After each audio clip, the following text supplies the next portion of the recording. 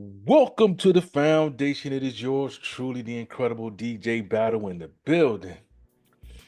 All right, man. It's disclaimer time. Basically, letting you guys know that, hey, don't want no drama, no BS. Why? Entertainment only.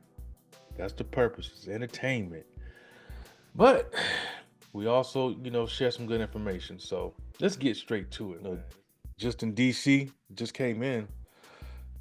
There was a plane crash. Man, this is mind blowing. American Airlines, they crashed into a Black Hawk helicopter, which is an Army helicopter. And in my mind, I'm thinking, why would the Army helicopter be in the path of an American airline or any commercial flight? You would think they would have some type of route that goes around it. I don't know the circumstances, and of course, it's still under investigation. But I did see the video of the collision, and it's just like, man, you would think air traffic control would have alerted someone, but this is just me, just my observation. Like I feel like this was definitely something that could have been avoided. And how could this happen with the technology we have of being able to alert incoming flights that these objects are in your way, like the Black Hawk or vice versa. The Black Hawk folks should have knew. Like, what kind of mission are you running that needs to be required to run in the path of commercial flights? So, as you know, all 64 passengers, including the crew members, are presumed dead. They are recovering bodies, and we always know, man, when it comes to any kind of air collision or crash, it's hardly a survivor. Hardly. Either they're dead or in the process of dying. So it's definitely praying for the folks on the plane. I heard there was also some Russian citizens on that plane. A couple gymnasts, Olympic gymnasts at that. Praying for everyone on that flight that tragically died. And I don't know the situation on the Black Hawk. I don't think there are any survivors on that as well. But I definitely, like I said, they still haven't given out all the information yet. But they have presumed all the passengers, deceased. So tough, man. Tough, man. It seemed like I said, it seemed like it just could have been avoided. That was enough right there. And we got to take it back to old Trump because he's been active, and I wonder if with everything that's going on with him jumping in office, did that have something to do with the plane crash as well? Did they make any significant cuts that could have affected the federal workers or air traffic control? Who knows? Like I said, with all the government spending, I mean, government cuts and freezes, you never know what could have affected or impacted the decision making that caused that accident. So, but speaking of the government cuts, it just seems like Trump just been on a rampage, just freezing, cutting everything. Let's see what kind of cuts he's making with this new federal spending freeze that he just implemented. And this is just look at the list. He got Medicaid, school school breakfast lunch programs, Section 8 rental assistance, Title 1 education grants, temporary assistance for needy families, state grants for child care, Head Start, special supplement nutrition program for women, infants, and children, Department of Housing and Urban Development Community Development Black Grant Program, EPA grants for clean water infrastructure. And I've heard a lot of students and educators panicking about Sally Mae or financial aid being frozen as well. Now I did hear that the courts they're trying to rescind the freeze, so it's an ongoing matter, and I want to say they have successfully rescinded some of those freezes. So I need to get more details on which one it is. But first and foremost, we have to talk about the spending freeze. Like, you basically shutting the government down. With federal workers, they're required to come to work, whether they get paid or not. Which is difficult. Because you expect these folks like TSA or any other important federal job who need their money so they can pay their bills. You expect them to be professional, and it just doesn't work that way. It just the outcome is never going to be great when you know you have things that need to be paid and responsibilities of your own. So what you're gonna end up seeing happening, you know, you're gonna start seeing states that feel like they can hold their own. They may try to succeed from the country, and there are some states that's capable of doing it that have a strong economy, like Texas, like California, New York, Georgia. I would even throw North Carolina on that list. But you, or Florida maybe, but some states can definitely pull it off with the way this direction that Trump is taking the country. Uh, it could. It's a real possibility. We could see that one of these states will take the leap and go independent. It would be interesting though to see what would happen. If one do it, then it's only going to be a trickle down. Now check this out. And this has happened to some, a federal employee that I know. And of course, this letter that's behind me went out to all the workers who work for the government. Now check this out. Imagine you get off work, you go home from your position as a federal worker, you get home, get settled, fix dinner, you just happen to go check your email, and there's this letter of a deferred resignation where they have everything filled out.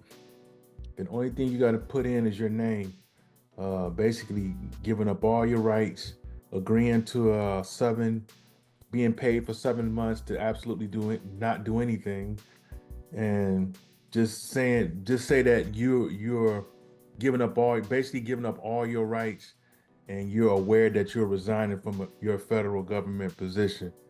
And to me, it just looked like it sounds like a setup all day. Because once you sign that document, then really all bets are off. Because your agreement with sound mind to give up all your rights and not fight and basically just, walk away from your federal position where you've already, put away enough time to, to be, set to have a nice pension. Why would you give up that? It just doesn't make any sense. And you asking these same employees that you enforced to get that jab in the arm.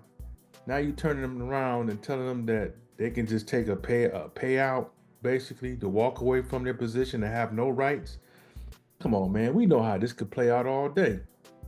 They could easily just say, well, after going through further details, we got word that we couldn't compensate you for that period of time. And since you've already signed out and already resigned from your position, there's really nothing technically we can do.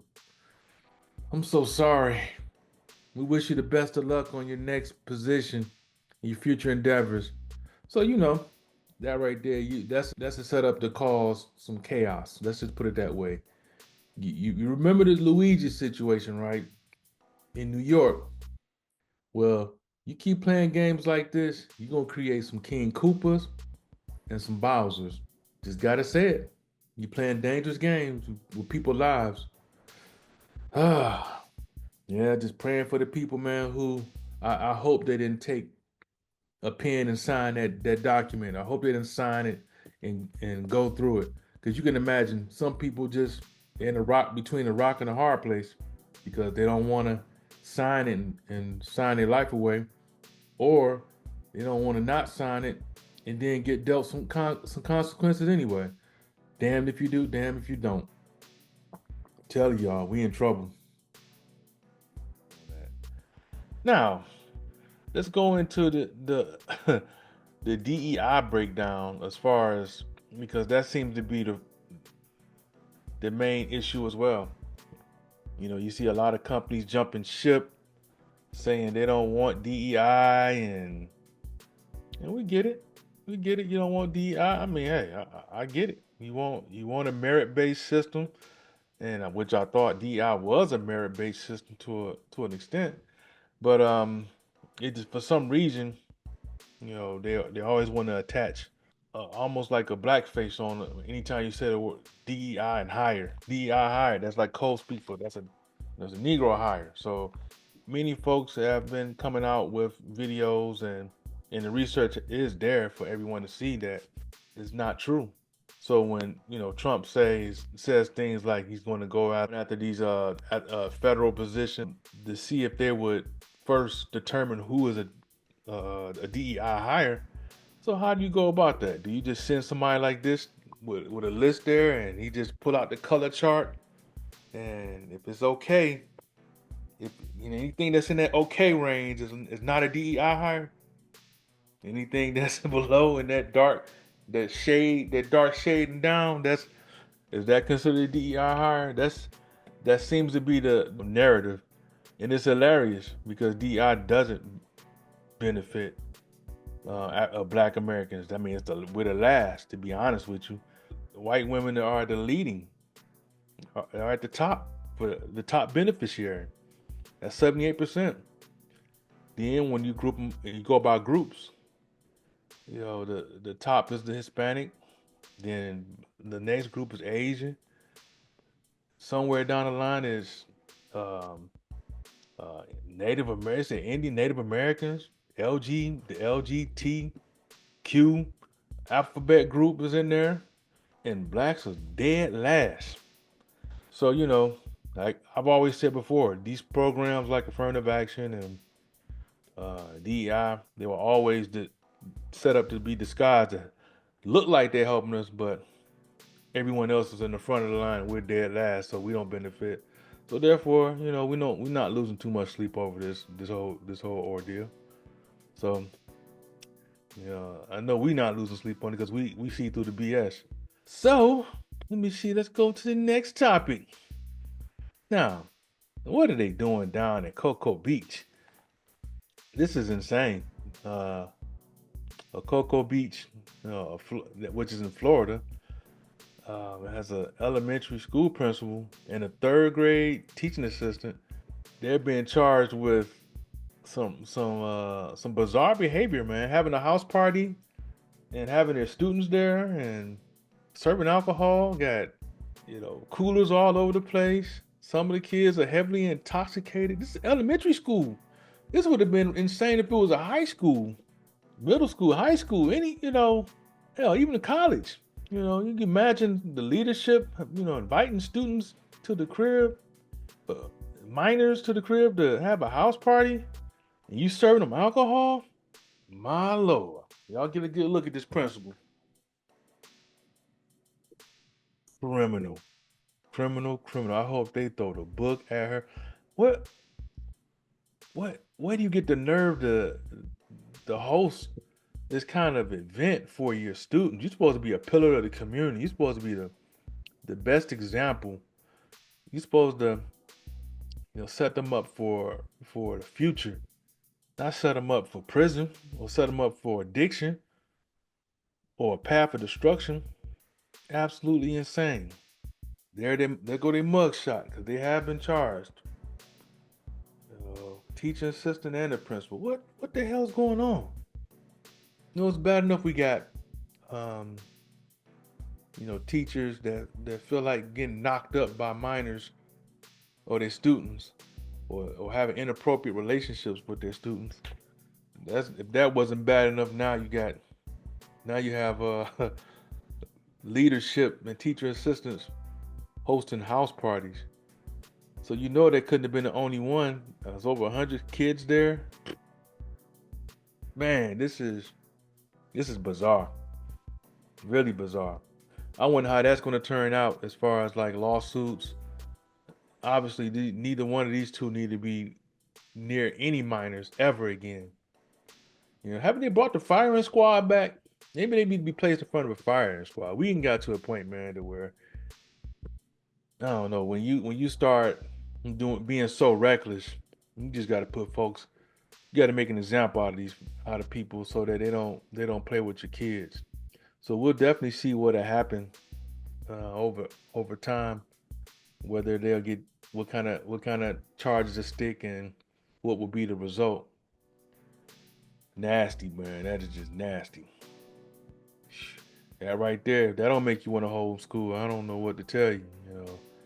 Just seems like these public schools are definitely failing our kids in more ways than one. You won't see this at no prominent private school with it. The big wigs send their kids. You won't see this kind of behavior. In fact, they set them up for leadership, and they get a whole different set of education that sets them up for, like I say, leadership for all the public school kids to work for them. Yeah, man. Take control of your kids' education. Just you might need to get them out. Put them if you can't afford the private school. Just see if you can bring them home. Bring them home. Yep. So I got another one for y'all, man. This one right here.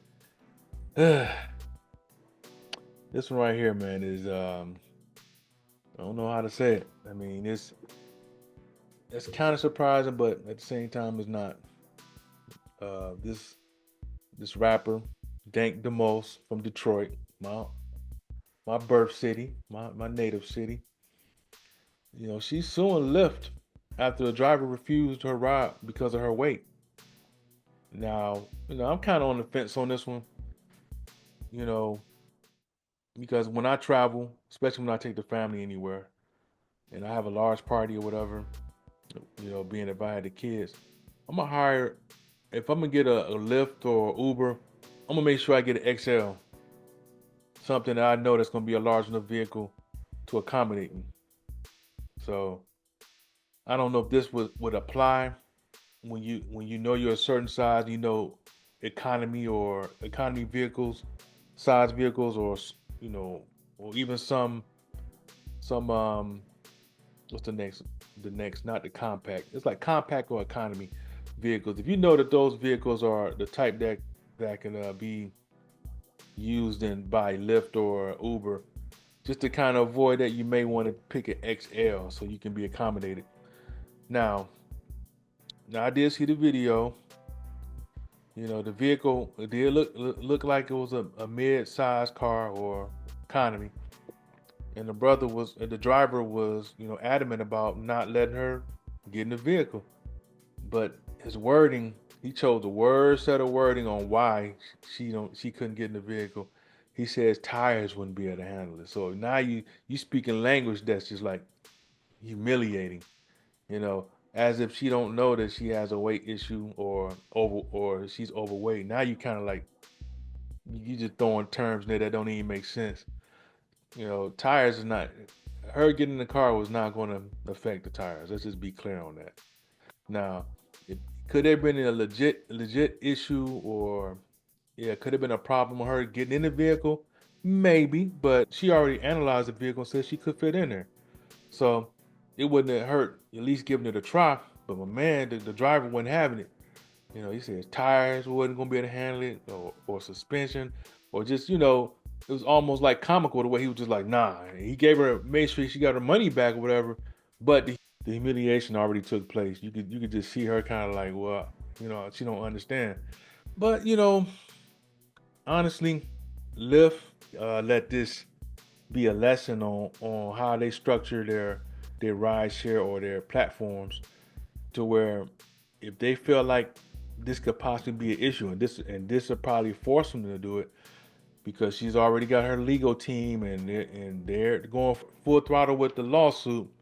In the platform, they should have an area, if they feel like a certain weight or size could be an issue. If you fit inside a certain criteria, let's say throw a number out there, say if you're 270 and up, then you have to go the XL vehicle route. Now, to be fair, you shouldn't charge them any different than the person that's under 270. You should just have a vehicle that can accommodate them. Just the same as you would be able to have a vehicle that can accommodate someone who's handicapped. So to me, that's the easy workaround, the easy fix, because she's going to go for the pockets. And it's a good chance she'll win too. At least as of right now, she will. I can't speak for the future, especially the way the leadership is now, to where um, there. I wouldn't be surprised if you'll be allowed to be discriminatory when you pick up a person or pick up a passenger. You can pull up and they can very well say, "Oh, you gay? Oh, we don't serve gay people. We don't like the serve trannies or black people, fat people, white people." So the way the direction this country is going, I wouldn't be surprised if you can discriminate for any reason you want. So religious reasons. Oh, you're Muslim. You wear a turban. You're a Christian. You got a cross.